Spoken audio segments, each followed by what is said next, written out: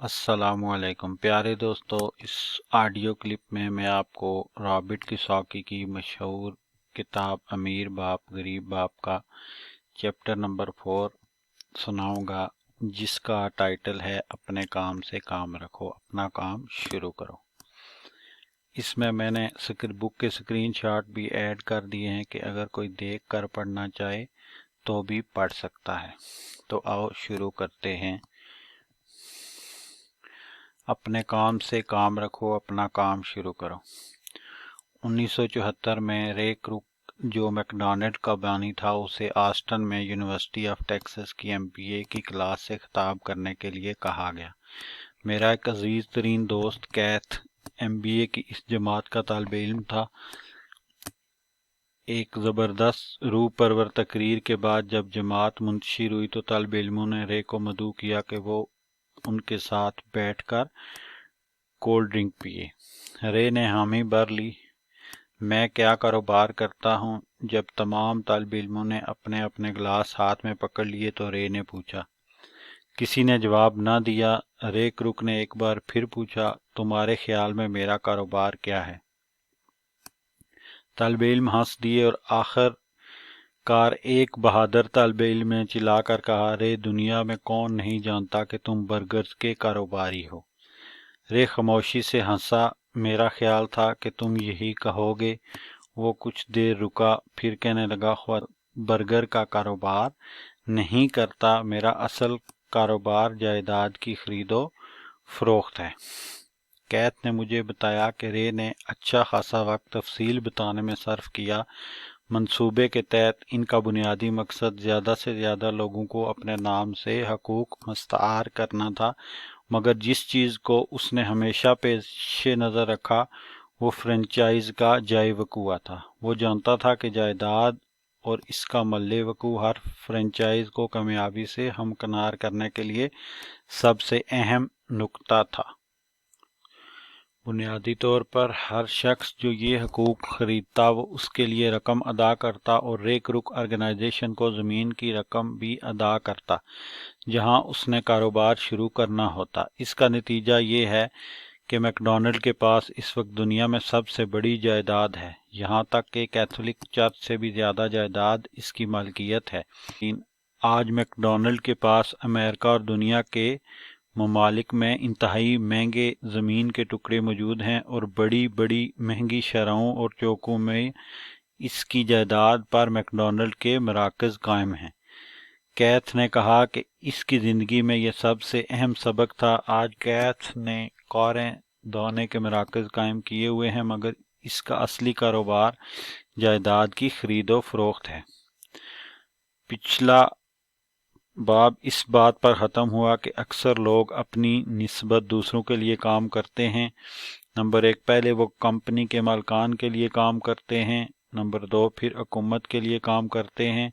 Number 3، اور پھر اس bank کے لیے پیسہ بناتے ہیں جسے ہر ماہ باقاعدگی سے انہوں نے رہن کی قسط ادا کرنا ہوتی ہے۔ جب میں چھوٹا تھا تو میک ڈونلڈ آس پاس نہیں ہوتا تھا، لیکن میرے امیر ڈیڈ نے مجھے اور مائک کو وہی تعلیم دی جو کروک نے یونیورسٹی آف ٹیکساس میں طالب علموں کو بتایا۔ یہ امیروں کا راز نمبر 3 ہے، اور وہ راز یہ ہے، اپنے کام سے کام رکھو، اپنا کام کرو۔ عام طور پر مالی کشمکش کی وجہ یہی ہوتی ہے کہ لوگ زندگی بھر دوسروں کے لیے کام کرتے ہیں، اور جب آخر کار وہ کام کرنا بند کر دیں گے تو ان کے پاس کچھ بھی نہ ہوگا۔ ایک بار پھر ایک شکل کے ذریعے جو ہزاروں لفظوں کے مساوی ہے میں وضاحت پیش کرتا ہوں۔ یہ شکل آمدنی اور بیلنس شیٹ کی ہے جو رے کروک کی نصیحت کی عکاسی کرتی ہے۔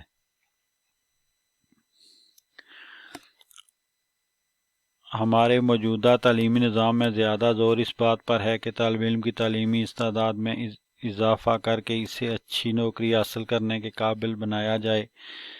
ان کی زندگی تنخواہ کے گرد گھومتی رہے گی، اور یا جیسے کہ پہلے بتایا گیا ہے کہ ان کی توجہ آمدنی کے کالم پر مرکوز رہے گی، اور پھر وہ اپنی تعلیمی استعداد کو مزید بڑھانے کے لیے اور پیشہ ورانہ مہارت کے لیے اونچے درجے کے اسکولوں میں جائیں گے تاکہ انجینئر، سائنسدان، باورچی پولیس آفیسر، آرٹسٹ، مصنف وغیرہ بن سکیں۔ ان کی تعلیمی قابلیت کی بدولت وہ کارکنوں کے گروہ میں شامل ہو جاتے ہیں اور پیسے کے لیے کام میں جاتے ہیں۔ تمہارے کاروبار اور پیشے کے درمیان زمین آسمان کا فرق ہے۔ میں اکثر لوگوں سے پوچھتا ہوں تمہارا کاروبار کیا ہے؟ وہ کہتے ہیں میں بینکر ہوں۔ پھر میں ان سے پوچھتا ہوں کیا وہ بینک کے مالک ہیں؟ وہ عام طور پر کہتے ہیں نہیں، میں وہاں کام کرتا ہوں۔ اس صورت میں انہوں نے اپنے پیشے کو کاروبار سے گڈمڈ کر دیا۔ پیشے کے لحاظ سے وہ بینکر ہیں، مگر پھر بھی انہیں کاروبار کی حاجت ہے۔ ریک رک اپنے پیشے اور کاروبار کے فرق سے آگاہ تھا۔ اس کا پیشہ ایک ہی تھا، وہ ایک سیلز مین تھا۔ ایک زمانے میں وہ ملک شیک کے مکسچر بیچا کرتا تھا اور پھر جلد ہی وہ ہم برگر کی فرنچائز بیچنے لگا۔ پیشے کے لحاظ سے وہ فرنچائز ضرور بیچتا تھا، مگر اس کا کاروبار جائیداد کی خرید و فروخت تھا اور اس طرح وہ دولت جمع کر رہا تھا۔ اسکول میں ایک مسئلہ ہوتا ہے کہ جس طرح کی تعلیم تمہیں دی جاتی ہے تم وہی بن جاتے ہو۔ چنانچہ اگر تم کھانا پکانے کے بارے میں سیکھتے ہو تو شیف یعنی باورچی بن جاتے ہو، اگر تم قانون کی تعلیم حاصل کرتے ہو تو وکیل بن جاتے ہو، اور اگر کاروں کی مرمت کا کام سیکھتے ہو تو تم ایک کاریگر بن جاتے ہو۔ تعلیم کے لحاظ سے پیشہ قبول کرنے میں ایک خامی ہے کہ لوگ اپنے کاروبار کے بارے میں بھول جاتے ہیں۔ وہ تمام زندگی دوسروں کا کام سنوارنے میں گزار دیتے ہیں۔ وہ امیر سے امیر تر ہوتے جاتے ہیں اور آخر میں ان کے ہاتھ کچھ نہیں آتا۔ مالیاتی تحفظ کے لیے ہر شخص کا ذاتی کاروبار ہونا چاہیے، اور یہ کاروبار تمہارے اثاثات کے کالم کے گرد گھومتا ہے۔ جیسا کہ پہلے میں نے کہا، نمبر 1 اصول یہ ہے کہ اثاثہ اور مالی بوجھ کے درمیان فرق کو اچھی طرح پہچانا جائے، اور پھر اثاثے خریدے جائیں۔ امیر لوگ اپنے اثاثے کے کالم پر نگاہ رکھتے ہیں اور اسے پر کرنے میں لگے رہتے ہیں، جبکہ دوسرے آمدنی کی رپورٹوں کو پڑھانے میں وقت گزار دیتے ہیں۔ اس لیے اکثر اوقات ہم یہ بات سنتے ہیں کہ میری تنخواہ میں اضافہ ہونا چاہیے، کاش میری ترقی ہو جاتی، میں واپس کالج جا کر پیشہ ورانہ تعلیم حاصل کروں گا تاکہ پیسے کماؤں، میں کام کے گھنٹوں میں اضافہ کروں گا، مجھے ایک اور نوکری کرنی پڑے گی، مجھے ایک دوسری نوکری مل گئی جہاں تنخواہ زیادہ ہے۔ کچھ حلقوں میں یہ خیالات قابل قبول ہیں، تاہم اگر آپ ریک رک کی بات پر توجہ دیں تو ابھی بھی آپ نے اپنا کام شروع نہیں کیا، کیونکہ اگر آپ توجہ دیں تو پتہ چلے گا کہ ابھی بھی آپ کی توجہ آمدنی کے کالم پر مرکوز ہے، اور یہ اسی صورت میں کسی شخص کو مالی تحفظ فراہم کرے گی اگر وہ اپنی بچت کو ایسے اثاثے خریدنے میں صرف کرے گا جس سے اس کی آمدن میں اضافہ ہو۔ غریب اور متوسط طبقے کے لوگ بنیادی طور پر روپیہ بڑی مشکل سے نکالتے ہیں۔ اس کا مطلب یہ ہے کہ وہ خطرات مول نہیں لے سکتے، کیونکہ ان میں مالیاتی بنیاد کا فقدان ہے۔ وہ اپنی نوکریوں سے چمٹے رہتے ہیں اور خطرہ نہیں لیتے۔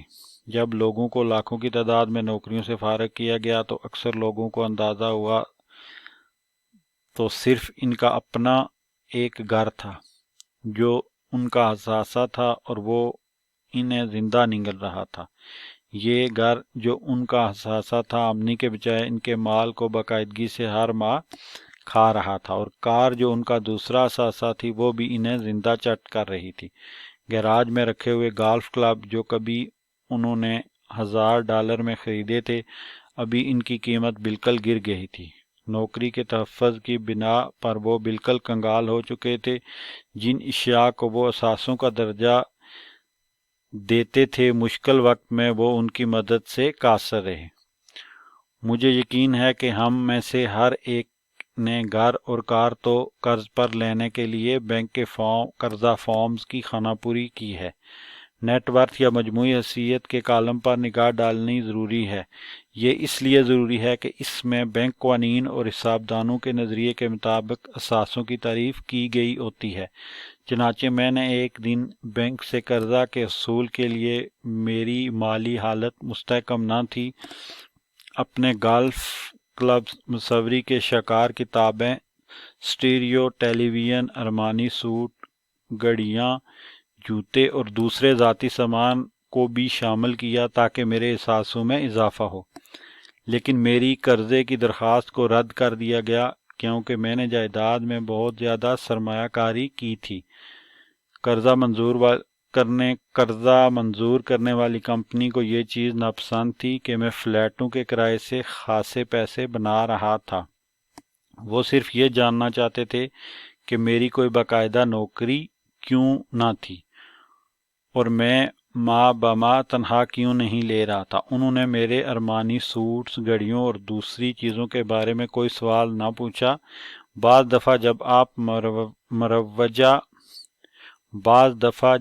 मरवजा असूलों से हटकर रहन सहन अपनाते हो तो बसा औक़ात ज़िंदगी खासी मुश्किल हो जाती है। जब मैं किसी को ये कहते सुनता हूँ कि इसकी मजमूई हैसियत $1 मिलियन या $1 लाख है तो मुझे खौफ आने लगता है। मजमूई हैसियत के सही न होने की एक बड़ी वजह यह है कि जो ही आप अपने असासे बेचना शुरू करते हैं तो गवर्नमेंट मुनाफा पर इजाफी टैक्स आयद कर देती है। बहुत से लोग महज इस वजह से माली मुश्किलात में गिरफ्तार हो जाते हैं क्योंकि इन्हें पैसों की कमी का सामना होता है और इस कमी को पूरा करने के लिए वो अपने असासे बेचते हैं। पहली बात तो यह है कि इनके ज़ाती असासे असल कीमत से जो उनकी ज़ाती बैलेंस शीट में दर्ज होते हैं बहुत ही कम कीमत पर फरोख्त होते हैं और अगर इस पर मुनाफा होता तो फिर मुनाफे पर गेन टैक्स आयद हो जाता है। चनाचे हुकूमत दोबारा मुनाफा में से अपना हिस्सा निकाल लेती है और इस तरह कर्ज से खलासी के लिए इन्हें जितनी रकम दरकार होती है इसमें कमी वाक़या हो जाती है। इसलिए मैं मुतअद्दिद बार ये कह चुका हूँ कि किसी शख्स की मजमूई हैसियत इसके तखमीने से आम तौर पर थोड़ी होती है। अपना कारोबार करने की सोचो, दिन को नौकरी करो, असासे खरीदने शुरू करो, माली बोझ और ज़ाती असासों की खरीदारी से बचो क्योंकि जब एक दफ़ा आप इन्हें इस्तेमाल में ले आते हैं तो फिर इनकी कीमत नहीं होती।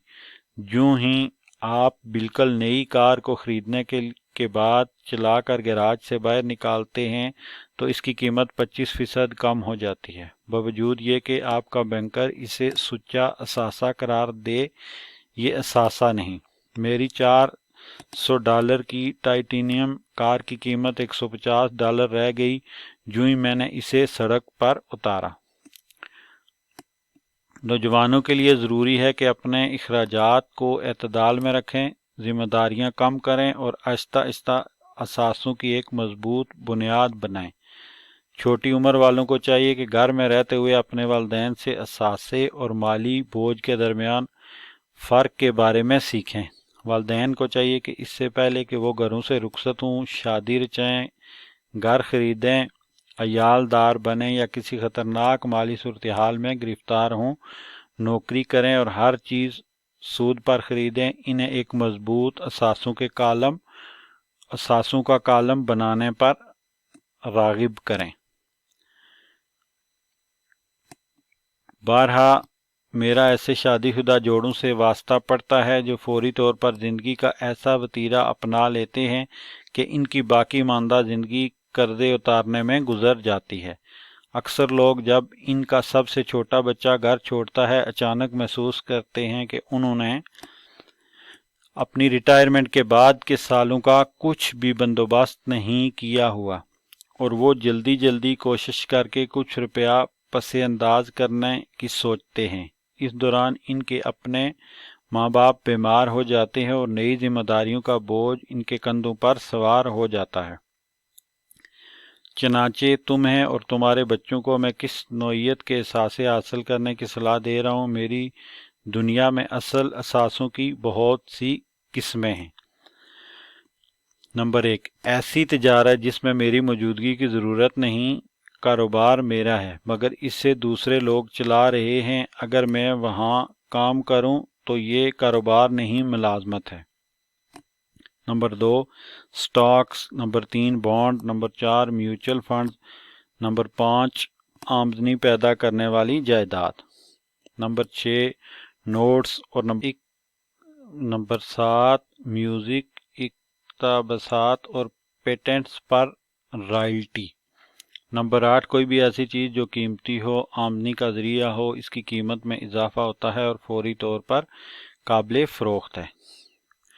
جب میں چھوٹا تھا تو میرا تعلیم یافتہ ڈیڈ ہمیشہ مجھے ایک مستحکم نوکری حاصل کرنے کا مشورہ دیتا، جبکہ میرا امیر باپ ہمیشہ مجھے ایسے اثاثے خریدنے کی صلاح دیتا جو مجھے پسند ہوتے، اور کہا کرتا کہ اگر یہ اثاثے مجھے پسند ہوں تبھی میں ان کی دیکھ بھال کروں گا۔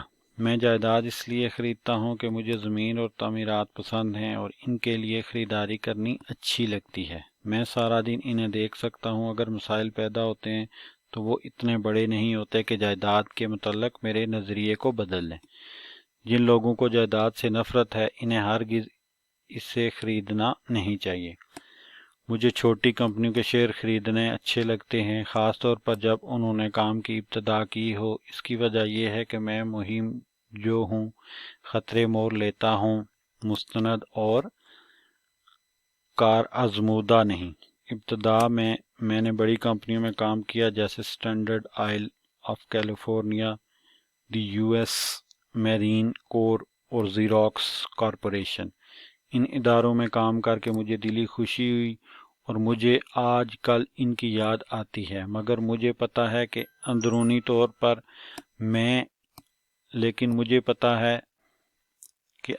طور پر میں ان کمپنیوں میں ملازمت کے لیے پیدا نہیں ہوا۔ میں اداروں کو شروع کرتا ہوں، انہیں چلانے والوں میں سے نہیں۔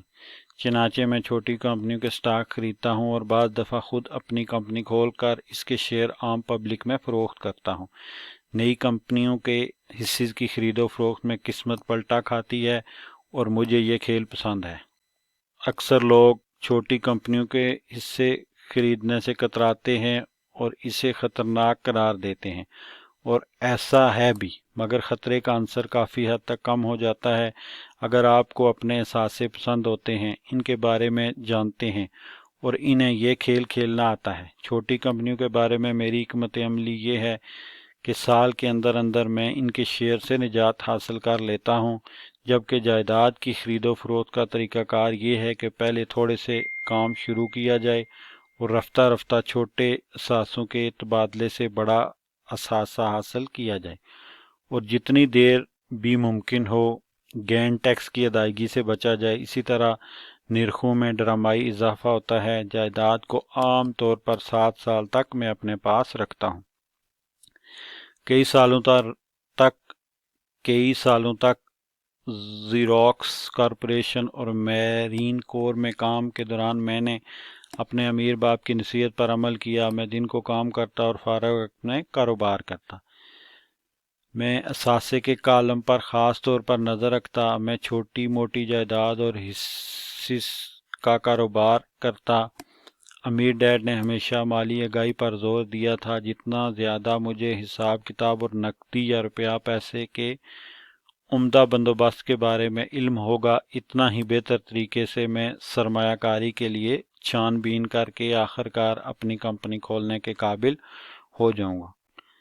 میں کسی کو بھی کمپنی بنانے کی صلاح نہ دوں گا جب تک کہ اسے اس کی خواہش نہ ہو۔ کمپنیوں کے بارے میں جتنی میری معلومات ہیں ان کو مد نظر رکھتے ہوئے میں کسی کو بھی یہ کام شروع کرنے پر مجبور نہ کروں گا۔ بعض اوقات لوگ بے روزگار ہوتے ہیں اور کمپنی بنانے کی سوچتے ہیں، اس صورت میں کامیابی کا تناسب نہ ہونے کے برابر ہے۔ 10 میں سے 9 کمپنیاں 5 سال کے اندر ختم ہو جائیں گی۔ ان میں سے ایک جو بچتی ہے تو 10 میں 9 ایسے ادارے آخر کار بند ہو جاتے ہیں۔ چنانچہ اگر واقعی آپ کو اپنی کمپنی بنانے کا شوق ہے تو پھر بسم اللہ کریں، ورنہ دن کو نوکری کریں اور فارغ وقت میں کاروبار کریں۔ جب میں اپنے کاروبار کا کہتا ہوں تو اس سے میرا مقصد یہ ہے کہ اپنے اثاثوں کے کالم کو مستحکم بنائیں۔ ایک دفعہ جب $1 اس میں داخل ہو جاتا ہے تو اسے باہر نہ نکلنے دیں۔ اسے اس طریقے سے سوچو کہ ایک دفعہ جب $1 تمہارے اثاثوں کے خانے میں جمع ہو جاتا ہے تو وہ تمہارا مالک بن جاتا ہے۔ روپیہ پیسے کے بارے میں بہترین چیز یہ ہے کہ یہ 24 گھنٹے کام کرتا ہے اور نسلوں تک کام کرتا ہے۔ دن کی نوکری کرو، محنت سے کام کرو، مگر ساتھ ساتھ اپنے احساسوں کے خانے کو پر کرتے جاؤ۔ جب پیسے کی آمد و رفت میں اضافہ ہوتا ہے تو چند گھریلو اشیاء خرید لو۔ سب سے اہم فرق یہ ہے کہ امیر لوگ آخر میں سامان طائش خریدتے ہیں، جبکہ غریب اور متوسط طبقوں کے لوگ انہیں پہلے خریدتے ہیں۔ عام طور پر غریب اور درمیانے درجے کے لوگ سامان طائش جیسے بڑے گھر، ڈائمنڈ، جیولری، زیورات اور کشتیوں پر زیادہ خرچ کرتے ہیں، کیونکہ وہ امیر دکھنے کو زیادہ پسند کرتے ہیں۔ مالی امور کے پرانے گاہک اور پشتی امیر پہلے اپنے اثاثوں کے کالم کو بھرتے ہیں اور ان اثاثوں سے جو آمدنی ہوتی ہے اس سے سامان طائش کی خرید میں صرف کرتے ہیں۔ غریب اور متوسط طبقے کے لوگ اپنے گاڑے پسینے کی کمائی اور بچوں کی وراثت کو اس غیر ضروری سامان پر خرچ کرتے ہیں۔ سامان طائش ایک انعام ہے جو جائیداد میں سرمایہ کاری اور اس کی بہتری کے نتیجے میں ملتا ہے۔ مثال کے طور پر جب مجھے اور میری بیوی کو فلیٹوں کے کرائے کی صورت میں فالتو آمدنی آنے لگی تو اس نے اس پیسے سے مرسیڈیز بینز خرید لی۔ اس نے نہ خطرہ مول لیا نہ اسے فالتو کام کرنا پڑا، کیونکہ فلیٹوں کے کرائے سے گاڑی کی قیمت ادا ہوئی، تاہم اسے اس کے لیے 4 سال انتظار کرنا پڑا۔ اس دوران جائیداد کے حجم اور اس کی آمدنی میں اضافہ ہوتا گیا، یہاں تک کہ کرایوں سے اتنا پیسہ اکٹھا ہو گیا کہ کار خریدی جا سکی، اور یہ مرسیڈیز بینز ایک صحیح انعام تھا جو اسے اس لیے ملا کہ اس نے ثابت کر دیا کہ اثاثوں کے خانہ کی نشو و نما کیسے کی جاتی ہے۔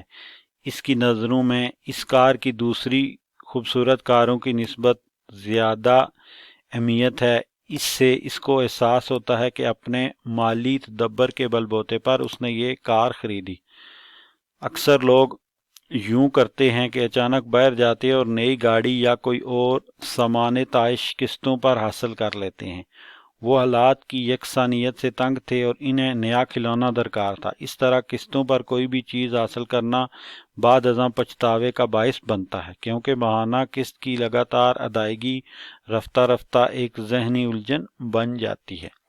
سوچ بچار کے بعد جب تم سرمایہ کاری کر لیتے ہو یا اپنا کاروبار شروع کرتے ہو تو اب تم جادوئی چھڑی گمانے والے ہو، جو امیروں کا اہم ترین راز ہے اور جس کے باعث وہ ارد گرد کے لوگوں سے بہت جلد آگے نکل جاتے ہیں۔ اپنا کاروبار شروع کرنے کے لیے انہوں نے سخت محنت کے بعد جو وقت نکالا ہے تو آخرکار انہیں انعام سے نوازا جاتا ہے۔